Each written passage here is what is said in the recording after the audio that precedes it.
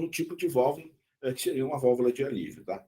Geralmente castelo fechado, a descarga acontece por algum lugar específico, né? Porque é líquido, não posso atirar líquido para a atmosfera, ou vai para uma canaleta, ou vai para dentro de uma tubulação, para dentro de um tanque, sei lá, um reservatório.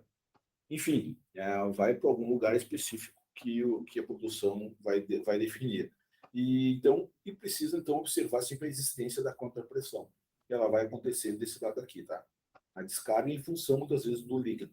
Agora, a pergunta que muitos fazem para mim é a seguinte. Cara, essas válvulas de alívio devem ser testadas somente com líquido ou pode ser testada com gás?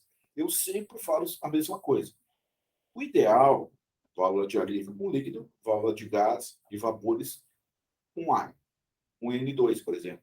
É uma recomendação, é uma coisa boa, é uma prática boa, saudável e que dá resultado. Porém, eu posso testar a válvula de líquido com gás, que seria com N2? É possível, tá? Só que tem que ter o cuidado, porque existe o famoso chiado e depois o disparo, que nessa válvula aqui a tendência é não acontecer isso. Né? Então, a gente tem que identificar o valor da abertura, por exemplo, no momento que ela começa a vazar. Só que a forma como vai acontecer o escoamento do N2 na válvula vai se comportar de forma, vai ser diferente do escoamento do líquido pela válvula. Então, aí fica uma questão de definição de qual é o ponto de abertura.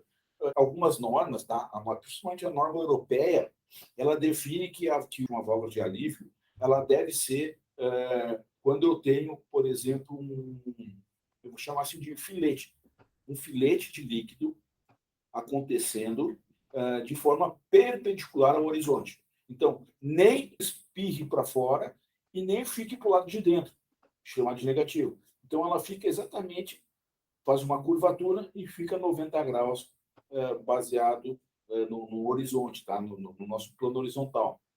Então, aquele ponto, eu preciso então ter uma bomba que vai jorrar água, vai pressurizar o sistema e vai ficar alimentando a válvula e vai manter ela aberta, e aí o meu filete vai ficar nessa condição.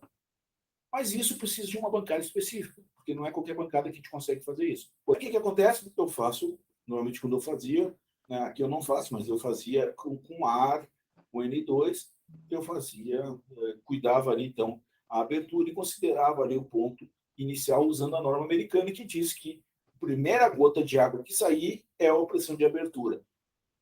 Eu fazia a mesma coisa com gás. Então, assim que deu chiado, que eu consegui identificar o chiado, um pouquinho depois do chiado é a pressão de abertura, ou seja, quando a pressão começou a subir, parou de subir, ali um momento, logo depois do chiado, é um momento de abertura. E a gente registrava esse valor. Tá? Mas um pouco de feeling, tá? Um pouco de sentimento de experiência para esse teste. Mas é possível. Tá? Bom, o que eu quero dizer com isso? Tá? Que isso é uma forma. Agora, sim, existem alguns fabricantes, e esse aqui, a Crosby, é um deles. Eles, em alguns casos, eles colocam uma etiqueta por fora da válvula que diz assim: essa válvula deve ser testada com líquido. Por quê? Se eu testar com gás, ela vai ser sempre reprovada. Eu nunca vou conseguir atingir as bolhas no teste de estanqueidade. Então, o que acontece? Quando vem essa instrução, não adianta perder tempo. Tá? Faz com água.